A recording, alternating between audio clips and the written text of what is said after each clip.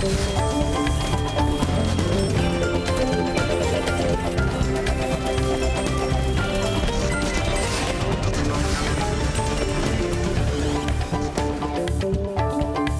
¿qué tal amigos? ¿Cómo están? Muy buenas noches. Yo soy Ezra Chabot y esto es Dinero y Poder. Tras los resultados desfavorables para la oposición en las elecciones del pasado 2 de julio, la alianza conformada por PRI-PAN-PRD terminó rota. El PRD perdió el registro, el PRI perdió fuerza política y casi se vuelve un negocio particular. Y bueno, pues esto ha enfrentado incluso a sus expresidentes con la actual dirigencia. En Acción Nacional las cosas tampoco andan de lo mejor y ahora están en un proceso para renovar su dirigencia. Eso es lo que están planteando. Una de las aspirantes a la presidencia del PAN, es la ex senadora Adriana Dávila, quien nos acompaña esta noche aquí en Dinero y Poder. Adriana, gracias por estar aquí con nosotros. Contrario. Luis Miguel González Macarios, que tiene buenas noches. Buenas noches. ¿Qué va a pasar con Acción Nacional?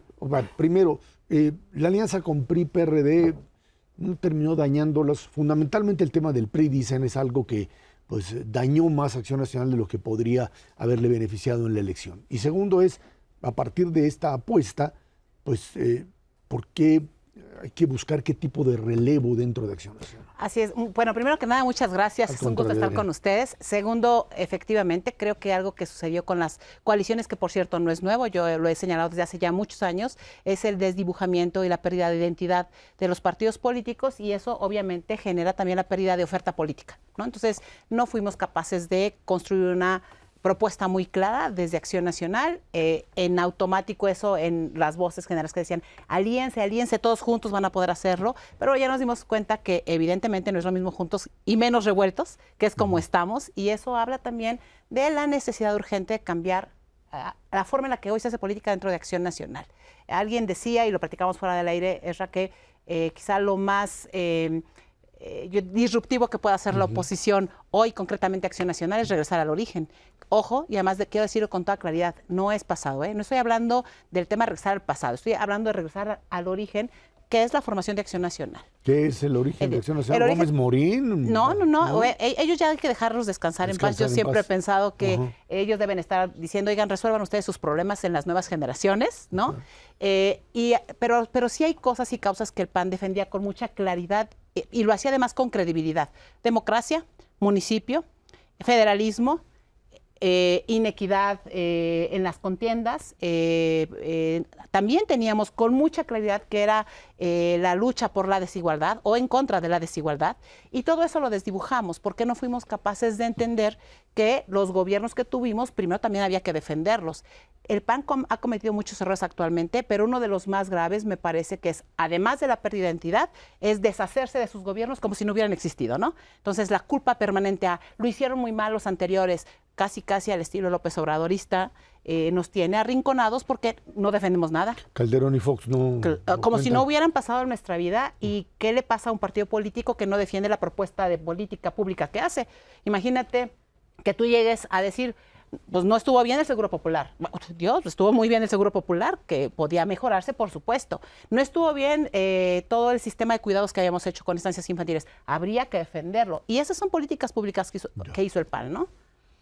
Adriana, el otro tema, cuando se discute, el PAN tiene que renovar su dirigencia, tiene que definir más claramente su identidad. Tú dices, una parte tiene que ver con defender las políticas públicas, pero lo otro es qué tan al centro, qué tan a la derecha se quiere situar el PAN.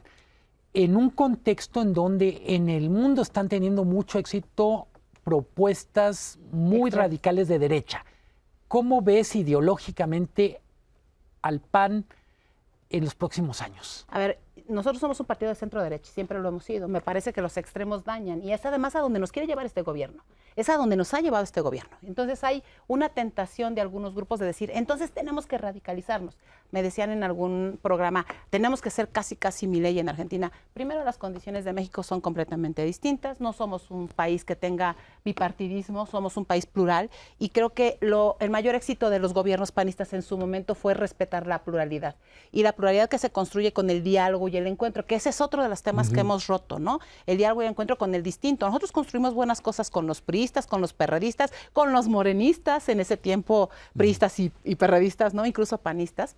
y construimos buenas cosas, instituciones, políticas públicas en el diálogo. Eso fue, creo que, el mayor de los éxitos de un partido que llegó al poder desde la alternancia. Entonces, no tenemos por qué irnos y corrernos en estos extremos que además nos van a arrinconar y nos generan un rechazo también de cierta parte de la sociedad. Un asunto es nuestra visión doctrinaria e ideológica y otro asunto es lo que propongas para un gobierno de un país que tendría que ser todos. La verdad es que yo no creo que debamos convertirnos en el antagónico igual de López Obrador.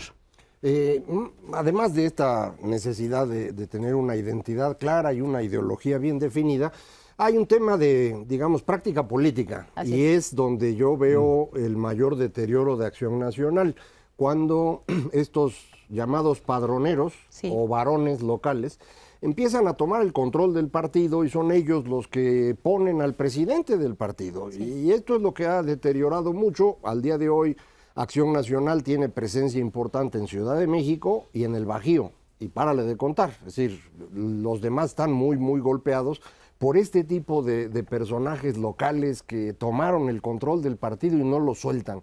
Ahí, ¿cómo estás pensando trabajar con ellos o superarlos? La reconstrucción tiene que hacerse con todos los que estamos, Macario. No puedes hacer algo como en el asunto de la destrucción del otro. Mi apuesta por el partido no es destruir al que está, sino que podamos comprender que lo que está no está funcionando.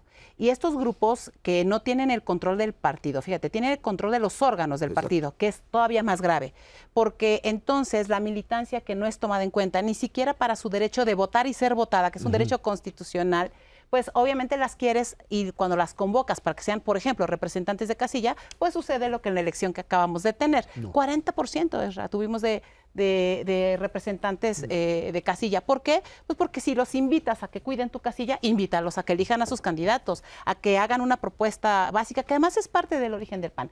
El debate abierto, el debate público, al que no debiéramos tenerle miedo. Hay hoy quienes dicen, oye, es que no discutan nada públicamente, tienen que ser cuidadosos, la ropa sucia se lava en casa. Por Dios, traemos una ropa muy sucia en casa que se está acumulando. Y que necesitan tintorería. Claro, sin ¿no? duda Entonces, alguna. además somos un ente público, hay que hacerlo público. Ahora, parecería ser que la figura de Marco Cortés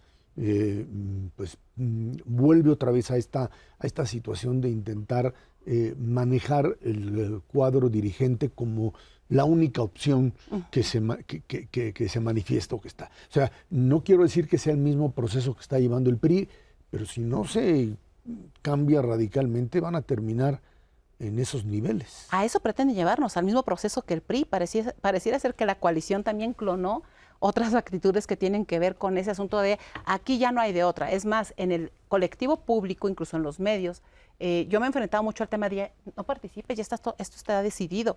Y yo digo, ¿por qué está decidido? Si la democracia genera otras condiciones y además el PAN está obligado a mostrar rostros distintos que tienen experiencia. En mi caso la propuesta es muy clara. Primero, en mi condición de mujer, no solo por ser mujer, sino por ser capaz, tener experiencia. Traigo muchos años recorridos en Acción Nacional. Me parece que mi simple participación, ojo, que no estoy diciendo que sea testimonial, yo quiero y estoy entrando a la contienda para ganar, tiene que ver justamente con que el PAN después de 85 años no ha tenido una mujer presidenta de partido. ¿Esto nos hace distintos? No. Sé que dicen, también importa la capacidad, y yo lo he dicho en tono de broma y también en serio, que si el tema de la capacidad fuera solo el único elemento, pues muchos de nuestros dirigentes no hubieran sido dirigentes, ¿verdad? O de nuestros gobernantes tampoco serían gobernantes. ¿Qué tienes que hacer para ganar? Bueno, primero ser capaz de internamente hacer que la militancia que está enojada, triste, decepcionada y que además quieren renunciar muchos de ellos, entiendan y comprendan y se sumen a que todavía es posible reconstruir a la oposición, que es Acción Nacional. Es un reto complicado, estoy consciente de eso, pero yo he recorrido el país desde hace muchos años, hace 3, sigo haciéndolo sin un cargo público, estoy haciendo todo lo posible con mis compañeros que desde la base militante estamos intentando sacudir Acción Nacional, porque este es el primer reto, sacudirlo, no podemos estar pasmados y además echándole la culpa solo al gobierno, ¿no? Eso me parece que es importante. Convencer también, los padroneros también tienen que ser parte de eso, Macario. O sea, tú no puedes ir a reconstruir si ellos son parte además del padrón, ¿no? Sí, ahora, ir a mover esto significa que estos padroneros también empiecen, como decías tú, a devolverle el espacio al militante de a pie, que es el que fueron abandonando, para cambiarlo por credenciales de elector, que eso fue lo que hicieron. Entonces, en este proceso de ir a visitar a los distintos grupos y movilizarlos, ¿con quiénes compites? ¿Quiénes son los otros candidatos? ¿Están haciendo lo mismo o ellos sí están nada más en la negociación de escritorio? Yo creo que ellos están en la negociación élite. Hay dos compañeros, no les voy a restar ni capacidad ni inteligencia, pero creo que también ellos ya tuvieron una oportunidad dentro de Acción Nacional y los resultados están a la vista, porque han sido parte de la toma de decisiones. En el 2018 yo fui parte de la comisión permanente y el único voto en contra de las coaliciones fue el de tu servidora. En el 2009 yo era parte del Comité Ejecutivo Nacional con Germán Martínez y se designaron a casi los 300 candidatos y yo renuncié al partido denunciando justamente, bueno, al partido, a la comisión, al Comité Ejecutivo Nacional, denunciando justamente que la pérdida de democracia interna nos generaría un problema a la larga y el resultado estuvo ahí. Y no porque lo sepas, las cicatrices electorales que yo he tenido a lo largo de mis derrotas y de mis victorias como política me han permitido entender que la visión tiene que regresar también a un aspecto fundamental del PAN, que es el municipalismo, porque la política es local. Y el problema, cuando decías, Macario, que a lo mejor aquí en la Ciudad de México tenemos relativamente presencia, no la tenemos. Mira, hay varios de los triunfos que hay que leer correctamente, entre ellos los propios pleitos de Morena, que nos llevaron a pensar que en el 2021 habíamos ganado, ¿no es cierto? Y cuando tú no lees lo que los grupos políticos están siendo en cada estado, pues entonces no te das cuenta que, por ejemplo, en Oaxaca siguen predominando los mismos grupos, aunque ahora estén en Morena. En Tlaxcala siguen siendo los mismos grupos, aunque ahora estén en Morena. En Jalisco siguen siendo los mismos grupos, aunque ahora estén en Morena. Son los pleitos de la política local, donde la vida cotidiana es cotidiana y donde tienes que resolver los problemas, en donde tendríamos que empezar a trabajar desde Acción Nacional. Ahí empieza la reconstrucción, en el municipio. El reto de Acción Nacional, como bien dices tú, por un lado es mirarse, hacer una especie de viaje introspectivo y resolver los conflictos internos, pero estamos en un momento en el que el propio peso atómico de Acción Nacional va a depender de un asunto como cómo se resuelve la sobrerepresentación. ¿Cuál es tu posición respecto a eso? Insisto, la contienda interna coincide con un asunto que es de la mayor relevancia. ¿Cómo hacer que estas dos cosas no se estorben? Fíjate que es un tema que además yo planteé al inicio de la contienda. Yo le pedí al presidente del partido que no iniciáramos ningún proceso de cambio del partido en tanto no se concluyera el proceso electoral, porque eso es fundamental, porque la concentración de todo el partido tendría que estar justamente en evitar la sobrerepresentación, no solo en el debate legal que tiene que ver con la presión al tribunal, y yo digo la presión porque el tribunal no puede fallarle al país asumiendo y dándole posiciones a Morena que no ganó en las urnas, y ahí deberíamos estar todos. Debimos haber sido convocados por los líderes de los partidos a hacer esa defensa. Y hay quienes me dicen, tendrían que estar todos, sí, pero también es cierto que ante esa falta de visión del líder actualmente y del grupo que lidera eso, porque están ansiosos de imponer a un nuevo liderazgo y de darle la vuelta a este oro antes de que se le salga de las manos, pues ante eso tampoco podemos quedarnos quietos los que entendemos lo que está sucediendo. Nos están obligando a entrar a una contienda en la que podíamos haber esperado y que es parte de los errores, Luis, que tenemos que cambiar, porque si seguimos así, entonces estamos reaccionando. Está la sobrerepresentación y con ello viene la reforma al Poder Judicial que ya la avisaron, y con ello viene la reforma constitucional en materia de Guardia Nacional, y con ello viene la reforma electoral que ya anunciaron. Con ello vienen nuevos programas y el presupuesto de egresos de la Federación. Y yo te añadiría, pues están, digamos, armando otra vez la construcción de un partido de Estado o de un partido que con sus alianzas pues recupera esta idea del modelo hegemónico que tiene Acción Nacional. Regresará ahora sí que a bregar en la historia para tratar de sobrevivir. Sí. No podemos darnos ese lujo, no estamos obligados como una oposición y además antagónica en términos doctrinarios e ideológicos al gobierno a reconstruirnos. Por eso mi llamado ha sido urgente. O los cambiamos, no estoy diciendo o cambiamos, o los cambiamos o morimos. Y morir no significa que puedan tener el registro, seguramente pueden mantener el registro como y ser negocio. Sí, como un negocio personal. Tenemos que pasar del negocio a la democracia. Tenemos que pasar del interés personal al bien común. Tenemos que pasar de la decisión de unos cuantos a la decisión democrática de todos los que participamos en Acción Nacional. Y para eso se necesita poder invitar a todos aquellos que votaron con nosotros, por nosotros, tapándose la nariz. A todos aquellos que no votaron por nosotros, que son 40 millones de mexicanos. En abono a lo que dices de trabajar desde lo local, desde el municipio, a pesar de la avalancha nacional, Acción Nacional sigue teniendo presencia en muchas ciudades, claro. Ganaron ciudades y sí hay un espacio para este claro. Proyecto de recuperación que sugieres, ¿no? Claro que hay una gran oportunidad y eso pasa, y además aquí hago un llamado muy respetuoso a mis compañeros gobernadores y gobernadoras ahora, afortunadamente 3. Ellos son son la cara visible de Acción Nacional en términos de gobierno. No pueden asumir el papel de electores o de liderazgos electorales. Ellos tienen que hacer política pública, porque nos va a pasar y nos puede pasar lo que sucedió en Yucatán, que teniendo gobierno lo perdimos porque no fuimos capaces de defender al gobierno. Éramos una lastre para el gobierno en lugar de ser un partido que empujara su gobierno. Así es, bueno, y también porque el gobernador finalmente jugó otras cosas, ¿no?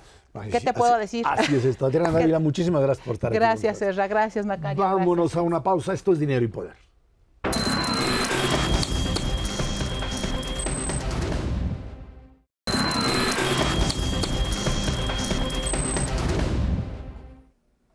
Bueno, pues en mayo la actividad industrial subió 0.6% anual y 0.07 o 0.7 más bien a tasa mensual. La minería aumenta 2%, la construcción 2.5% y por supuesto la industria manufacturera también pues ahí se mantiene sin cambios. Por otro lado, las exportaciones mexicanas son las que alcanzan un máximo en mayo al contabilizar 54.764 millones de dólares. A ver, ahí está otra vez la discusión con respecto a los datos de actividad industrial lenta. Ahí se mueve el tema, por supuesto, de industria manufacturera que empieza a dar señales de que pues ya se paró un poquito, ¿no? Yo más bien la veo cayendo todavía la industria manufacturera, depende cómo compares, pero traemos realmente una tasa ligeramente negativa. Comparando contra el año pasado, producto esencialmente de pues que en Estados Unidos está ocurriendo lo mismo. La industria manufacturera es norteamericana, no es de México o de Estados Unidos, está conectada y entonces como allá ha estado decreciendo, pues acá también. No es una tragedia ni mucho menos, es un ciclo normal. La industria en su conjunto da datos de que las cosas no están tan mal porque pues siguen saliendo datos de construcción muy elevados, que yo sigo pensando que están mal calculados. No es culpa de INEGI, ya lo hemos dicho, sino de sus fuentes, esencialmente las fuentes que tienen que ver con la Secretaría de la Defensa, que es la que controla la construcción en particular del Tren Maya. Aparece también en esta ocasión un ligero crecimiento en el sector de electricidad, pero pues, hay que acordarse que la electricidad está 20% abajo de cómo empezó este sexenio, así que pues, el crecimiento no tiene mayor relevancia. En el conjunto, lo que creo que nos dice la actividad industrial es que estamos en un proceso de desaceleración de la economía. Otra vez no es una crisis, pero sí se está frenando y esto ya lo reflejan las estimaciones de los expertos en México y afuera. Ahora, en el caso de, digamos, de exportaciones como tal, el mecanismo pues, parece seguir funcionando, por lo menos ante la expectativa, Luis Miguel, de lo que pues, se supone es esta realidad de vinculación con la economía norteamericana, más allá de los miedos de Trump y etcétera. Ahí está, ¿no? Yo no... Digo, totalmente de acuerdo. Yo no diría más allá de los miedos de Trump, porque sí hay algo que puede cambiar una vez que lleguen los republicanos a partir de noviembre con el tema de proteccionismo. Por lo pronto, hay dos tendencias muy claras. Uno es la desaceleración de la economía de Estados Unidos, pero dentro de la desaceleración, México sigue comiéndole un poquito de mercado a Canadá y un poquito de mercado a China. Lo hemos comentado, ¿podríamos comerle más mercado a China y a Canadá? Sí, pero aún con el freno de mano puesto, esta tendencia se mantiene. Yo diría, lo que los datos de exportación nos están dando es México se está quedando con una parte mayor de la proveeduría de Estados Unidos y esa tendencia parece que es de largo plazo si los republicanos dicen otra cosa. En cualquier caso, cuando leemos noticias, por ejemplo, de la frontera norte, tengo en mente alguna información que está circulando desde Ciudad Juárez, y es la industria maquiladora está prendiendo focos de desaceleración importantes en el lado del empleo. Hay una pérdida neta de empleos, por ejemplo, en Ciudad Juárez, que en lo micro, y cuando digo lo micro me refiero en la dinámica local, significa menor dinamismo, menos ventas de comercio y algunos focos. Entonces yo diría, volviendo al comentario con el que abrías esto, la información económica nos da algunos datos buenos, algunos datos malos, pero en la suma o en el balance tenemos desaceleración y... estancamiento, digamos. Estancamiento.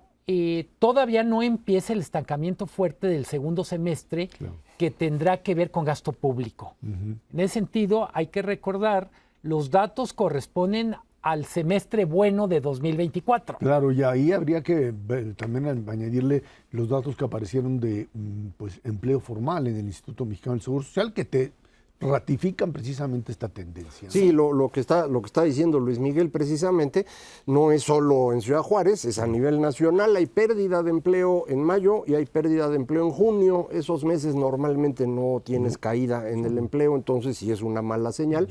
Y acaba de salir el dato del indicador oportuno del consumo, no es el indicador de verdad, es una aproximación, y son los datos de mayo y junio, y lo que muestran es estancamiento. El consumo durante el segundo trimestre del año, es decir, abril, mayo, junio, habría sido igual al que hubo en enero, febrero, marzo. Eso es una muy mala noticia, considerando que el gran motor de la economía fue el consumo.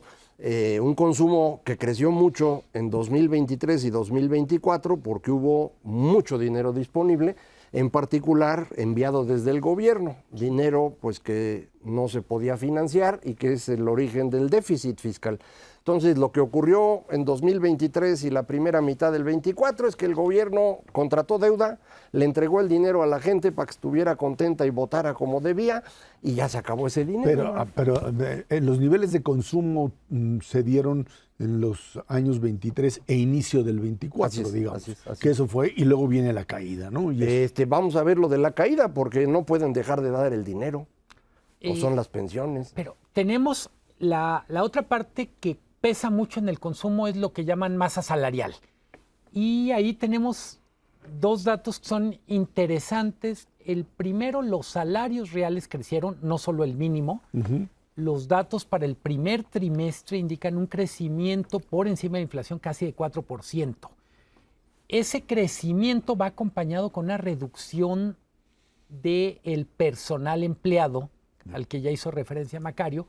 Por cierto, es el primer bimestre consecutivo, más bien, son los dos primeros meses consecutivos con crecimiento negativo desde 2020, cuando la pandemia. ¿Qué creo que nos dicen los datos? Es el mercado laboral está pagando mejor, pero está teniendo menos plazas contratadas. Probablemente el mercado laboral está dándonos una señal de si queremos seguir manteniendo salarios al alza, vamos a empezar a ver un freno en las contrataciones. Digo probablemente porque el mercado laboral también, si uno escucha, no sé, a Coparmex, te dicen, tenemos plazas que no podemos llenar porque no encontramos a la gente. El tema de la especialización. Es muy, muy complejo lo del mercado laboral, pero en conjunto se refleja en los datos de consumo. Ahora, ahí entra también al juego el tema inflación como elemento. Si hay un mayor consumo y no hay niveles de producción importantes, entonces pues los precios se te van para arriba. Y lo que hemos visto pues ha sido que pues, el sector agropecuario o el sector agrícola es el que sigue jalando. Y esto es algo que dirían, pues esto no se puede resolver, digamos, de manera así sencilla, de aumentar la tasa otra vez y con eso bajarla. Es un problema real que añadido al resto de la desaceleración, te mete en un problema también de precios. Es que es un absurdo la combinación de tener una política fiscal expansiva, es decir, un gran déficit, y al mismo tiempo una política monetaria restrictiva, es decir, una alta tasa de interés. La combinación de estas dos cosas hace que ni la inflación caiga, ni puedas evitar una contracción económica. Entonces, tenemos por eso ahorita desaceleración con inflación. ¿Qué se hace para resolver esto? Pues que el gobierno controle mejor sus gastos. El problema es que no lo puede hacer. Aunque han insistido en que para el próximo año van a bajar el déficit y demás, nadie se los cree porque no hay cómo hacerlo. Veía yo algún estudio de una gran financiera que dice, no, pues sí van a bajar de 6% del PIB que tienen ahorita a 4,5%, porque van a bajar 1 punto en el gasto programable. ¿Pero de dónde, mano? Si ya no alcanza para vacunas, no tienes gente trabajando, yo no sé cómo van a hacer esa reducción. Entonces ahí tienes un problema y el Banco de México no puede resolver solito el problema de inflación aunque quiera. Conforme sube su tasa, para el gobierno se vuelve más caro pagar su deuda y entonces el déficit crece todavía más. Entonces ya nos metimos en un camino que no es muy bueno. En el caso de inflación, además del gasto público, hay variables no monetarias que estamos viviendo, yo diría por primera vez, el caso de sequías, cuando dices precios del campo. O inundaciones. Sí, en dado caso temporal. Sí. Y obviamente el tema de inseguridad. Cuando decías el sector agropecuario ha vivido una transformación muy importante en los últimos 20 años, empezó a ser un sector muy dinámico después de décadas de estancamiento. Esa es la buena. La mala es que el narco o el crimen organizado se dio cuenta y ya también está por ahí. Al negocio. Una cosa respecto a dónde puede venir el ajuste de gasto público y es en inversión. Una variable de ajuste del gasto público en México se reduce la inversión pública. ¿Cuál es el problema? Pues que de por sí tenemos bajos niveles de inversión. Quiero decir, bajos niveles respecto a las expectativas para crecer 4 o 5%. Entonces, si le bajas a la inversión pública, pues simplemente estás resignándote a tener menor crecimiento, suponiendo que la inversión pública fuera productiva y bien ejecutada. Un último dato sobre estas fuerzas adicionales de la inflación. Un caso muy importante es el comercio internacional, que fue el que originó la crisis inflacionaria reciente. Ajá. Los fletes se volvieron carísimos en 21 y 22. Bueno, están creciendo los fletes al mismo ritmo que crecían en 2021. Entonces hay que tener mucho cuidado con esto. Es un efecto internacional, pero ahí está presionando. Vámonos a una pausa y de regreso platicamos con usted. Reforma judicial, pues ahí sigue, a pesar de los riesgos que esto implica, tanto por supuesto para el propio Poder Judicial que protesta, como por supuesto finalmente para la visión de país que se tiene de México en el exterior. Esto es Dinero y Poder.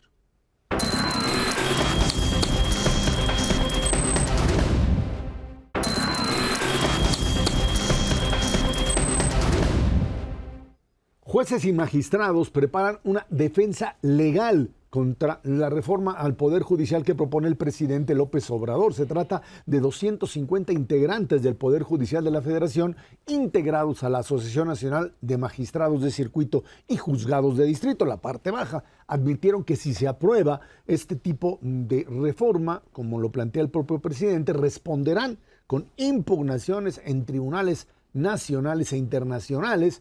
Bueno, pues advierten que también combatirían las pretensiones de Morena de tener el control total del Congreso a través de la llamada mayoría calificada. Ahí está, Luis Miguel, el planteamiento que me queda claro. Por un lado, un Poder Judicial que dice, a ver, un momentito, esto no se puede desaparecer así.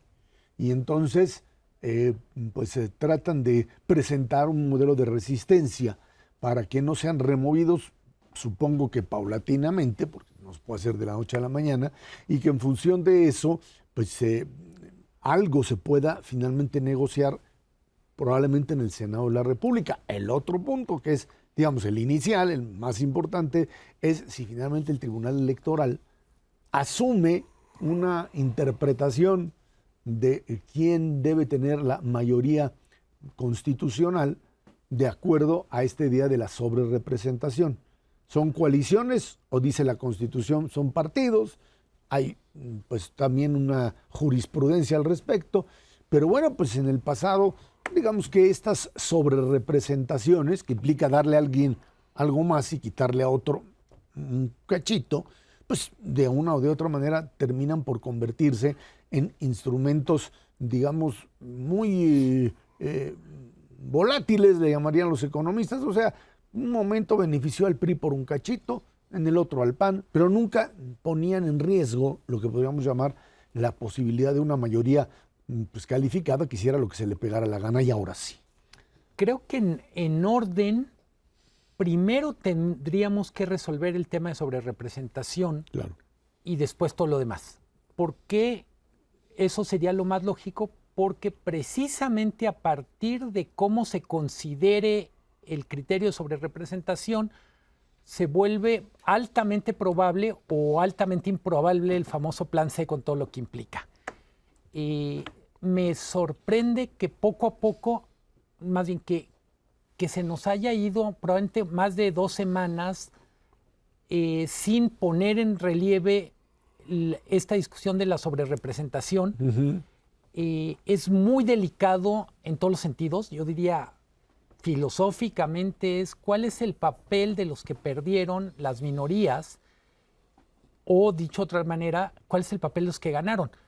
Si se impone el criterio que ha estado enunciando la Secretaría de Gobernación, pues resultaría que a partidos que tuvieron la misma votación, o muy parecida, por ejemplo, el Verde y el PRI, a uno le da 5% de más de representación, a uno le da 5% menos. Claro. Entonces, la sobrerepresentación también es una discusión sobre la subrepresentación de los que perdieron. En buena medida, yo insistiría, tenemos que dedicarle más atención, ponerle más luz a esta discusión sobre representación.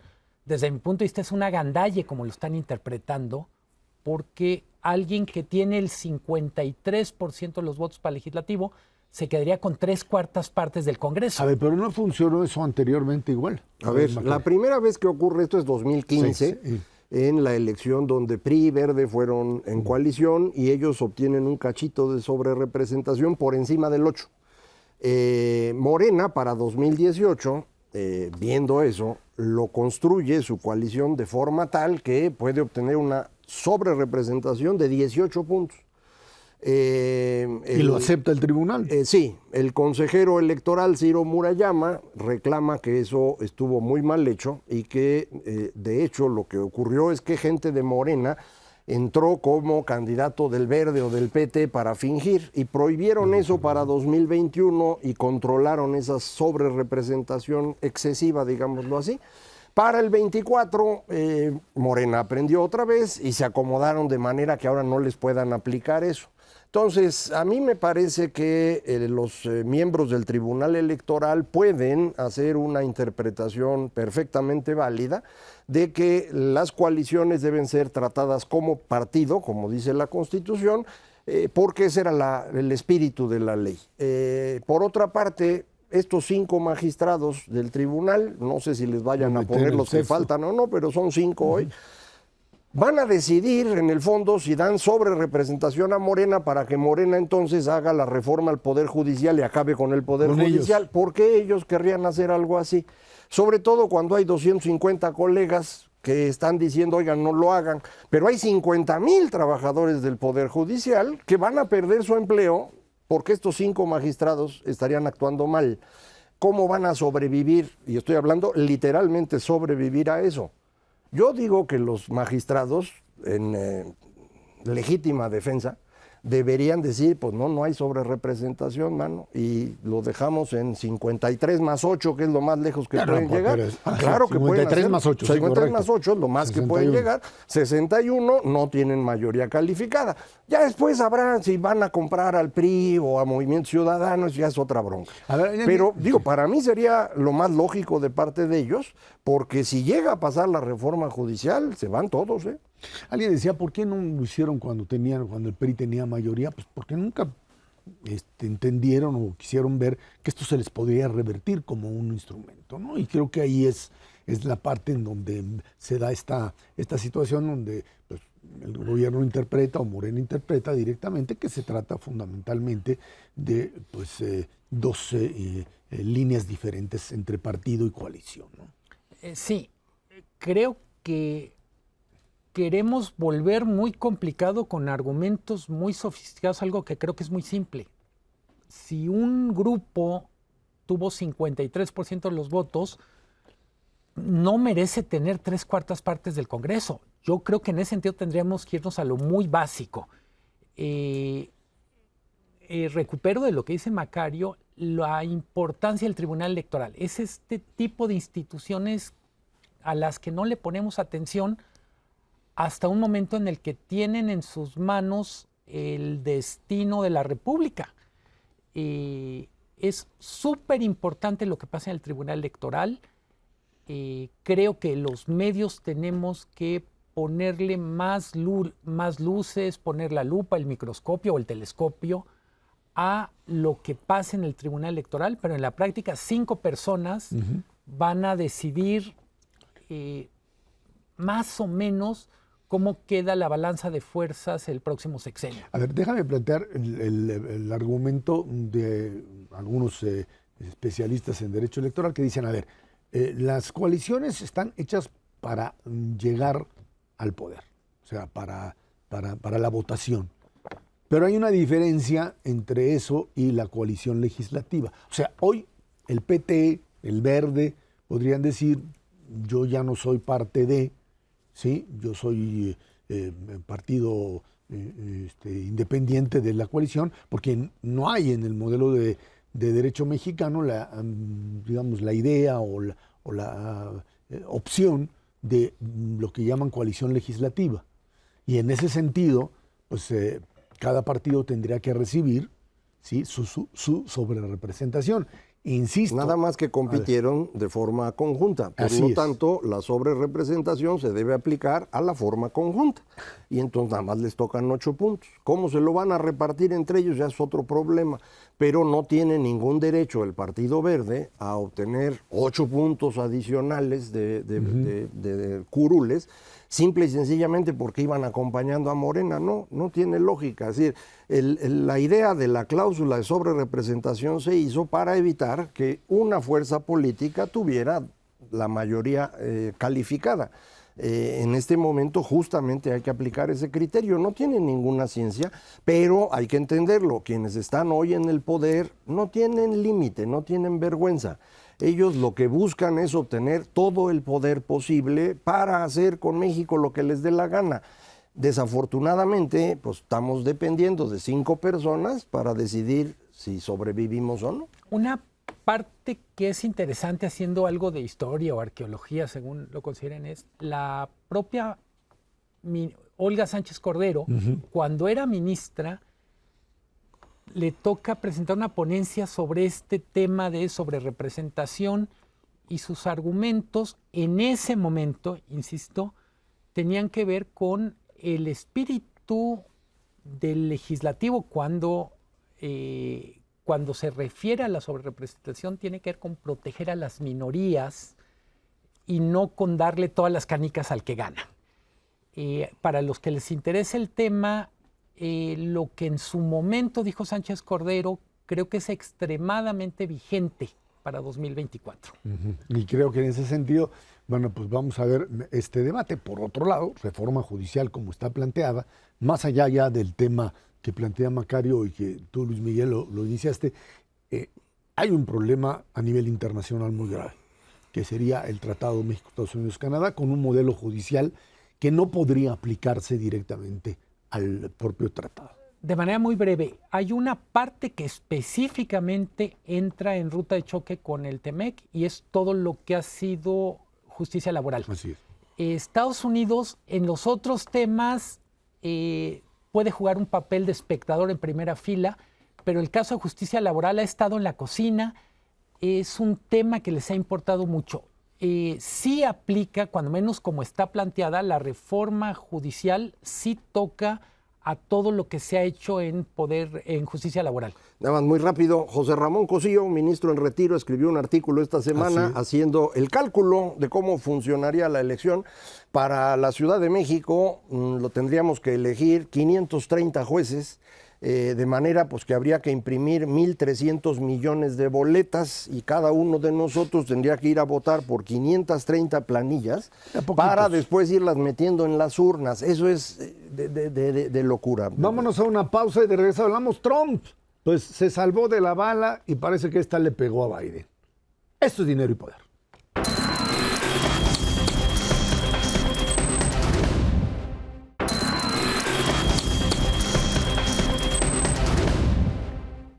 Donald Trump fue designado candidato presidencial del Partido Republicano y él a su vez anunció que su acompañante de fórmula será el senador J.D. Vance. El fin de semana el empresario fue víctima de un ataque con una bala que dicen que rozó la oreja. Si le hubiera rozado la oreja se le hubiera volado porque le tiraron con un AR-15 y esto pues se ve medio raro. Este atentado le sucede en un momento clave para su campaña, que lo impulsará frente a un debilitado Joe Biden, problemas de salud mental, ahora ya tiene COVID. Los demócratas están pidiendo directamente que se baje de la campaña. Ahí están, Macario, parece que pues a Biden ahora sí que, como dicen al perro más flaco se le pegan todas las pulgas y ahí se le pegaron a él. El hombre, más no es que el otro sea un jovencito, ni que sea un hombre decente, pero del otro lado está un candidato que simple y sencillamente no tiene la capacidad ni para hacer la campaña, ni para pensar que pueda gobernar. Trump sobrevive de este atentado. El atentado se dio, nadie teorías conspiratorias absurdas, pero pues sí está difícil, ¿no? Que un AR-15, una bala, te roce la oreja y no te la vuele. Sí, yo la mejor interpretación que vi es que más bien pudo haber ocurrido que el disparo haya pegado en una de las pantallas de teleprompter y una esquirla de ese cristal le haya cortado la oreja. Eso me parece muy razonable, pero en cualquier caso el atentado existió. Hubo una persona, un joven, que fue a disparar con la intención de matarlo, mató a una persona de hecho, y bueno, pues esto es un crimen político que ocurre en un momento en el cual el presidente Biden estaba ya en dificultades muy serias porque desde el debate quedó claro que no está en condiciones de gobernar 4 años más, probablemente ni siquiera hacer la campaña, y empezaron las presiones para decirle, oiga, pues retírese y deje pasar a alguien más, y después del atentado estas presiones han crecido de manera muy significativa. Dijo ayer que solamente en condiciones médicas aceptaría retirarse y toma la que le da COVID, entonces pues ya tiene la condición médica para que sea de excusa y pueda retirarse. Del otro lado estamos terminando hoy la convención republicana, en donde ya es Trump el candidato oficial, nombró a J.D. Vance como su candidato a la vicepresidencia. Vance se hizo famoso hace 8 años porque publicó una novela que se llama Hillbilly Elegy, buena novela, en donde es en parte autobiográfica y de cómo alguien que viene de la gente blanca pobre de los Apalaches, lo que allá llaman basura blanca, así le llaman, es un término muy despectivo. Hasta programa hicieron durante muchos años los Beverly Hills. Exacto, eso es de lo que se trata y de cómo fue avanzando y logró salir, se convirtió en un Marine, luego fue estudiante en Yale, terminó el grado de leyes, entró a trabajar con Peter Thiel y se hizo millonario y entonces ahí la lleva. Y luego, para antes que se te olvide, antes de eso, declaró en el 2016 que Trump era una catástrofe y que sería Hitler. Y de hecho votó por los demócratas en 2016. Para 2020 cambió de opinión y de hecho ahora dice que si él hubiera sido vicepresidente en el momento que ocurrió el ataque de 6 de enero de 2021 al Congreso, él no hubiera actuado como Pence, él sí hubiera defendido a Trump. En esos años se convirtió en católico, nació católico, pero no oficiaba, digamos, no participaba. Se convirtió en católico del área más extraña que tiene esta iglesia, que es más parecido a los evangélicos, que son el grupo grandote de los seguidores de Trump. Y realmente lo que representa J.D. Vance en este momento es que el Partido Republicano ya no existe. Lo que hay es el movimiento Make America Great Again, el movimiento MAGA, que es el que controla por completo las cosas, y él es el sucesor designado por Trump. Esto es lo que significa.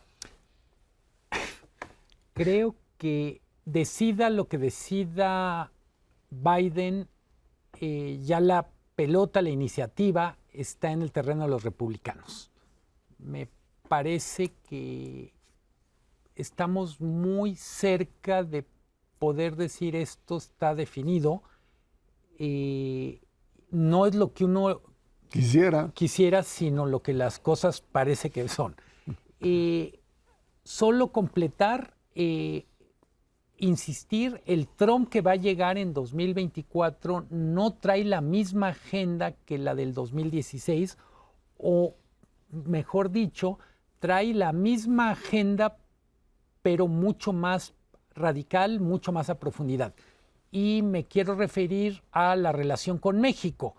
Es una agenda donde no solo dice Make America Great Again, sino habla de hacer más seguro Estados Unidos. Ese fue el tema, el segundo día de la campaña republicana. Es México. Y a México le pega por migración y por tráfico de fentanilo.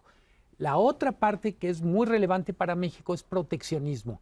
Yo he escuchado sobre todo a algunos economistas que respeto que dicen, no, lo del nearshoring es irreversible, es una cosa tan fuerte que ya nadie la para. Si la decisión de Estados Unidos es ir por un proteccionismo reloaded, probablemente los supuestos del nearshoring se revisen. Lo que hemos escuchado hasta ahora de Trump, de Vance y de Peter Navarro, del que volveremos a escuchar mucho. Que ya salió del bote, Yo pensé que estaba en el bote, pero ya salió directo para la convención. Salió a lo mejor lo dejaron salir bajo palabra. No, eso sí, no sé. El problema es que le dieron la palabra, ese fue el problema. Pero básicamente lo que están anunciando es, contra China vamos con todo, aranceles del 25 al 50%, pero también esbozan una cosa que es aranceles para el resto del mundo del mínimo 10%. El resto del mundo incluye, por supuesto, a México y a Canadá.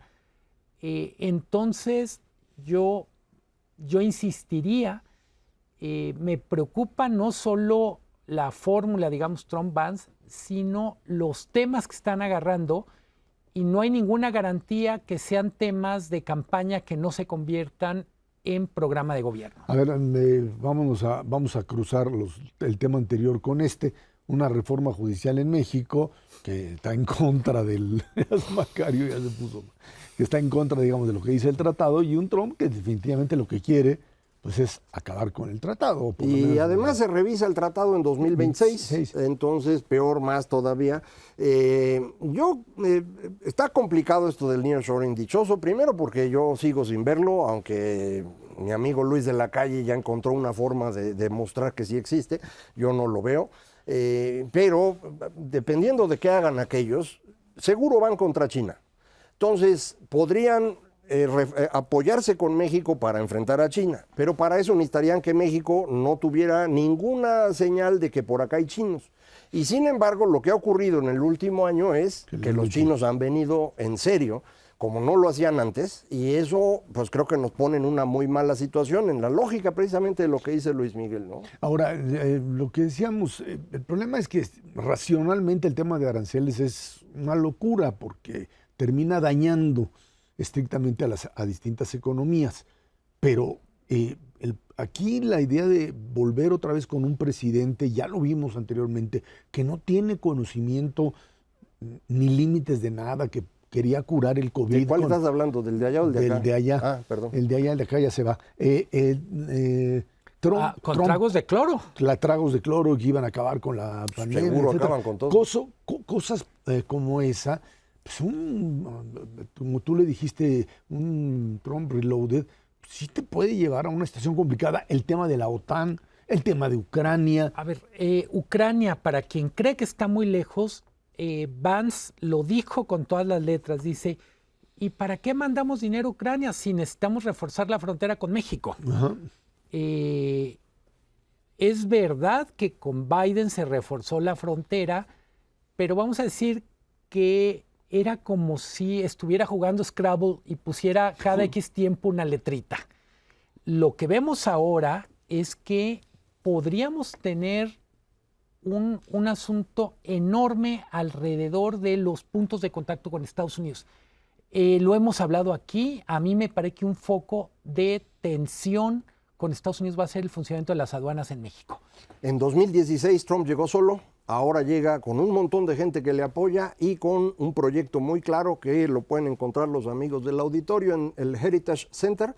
Ahí y está. Se llama Proyecto 2025. Que dice que no es ese. Ese es, sin duda, no hay duda al respecto. Pues ahí están los distintos puntos. Veremos si finalmente Biden se baja, Kamala Harris como cada opción. vez es menos importante. Espérate, lo vamos a ver. Vamos a ver. Ya ves que Macario le ha atinado a todo últimamente. Hombre. Muchísimas gracias a Luis Miguel González, Macario Esquetino. Gracias a usted que nos ve y nos escucha aquí todos los jueves a las 10 de la noche en el 11, Dinero y Poder. Muchísimas gracias y muy buenas noches.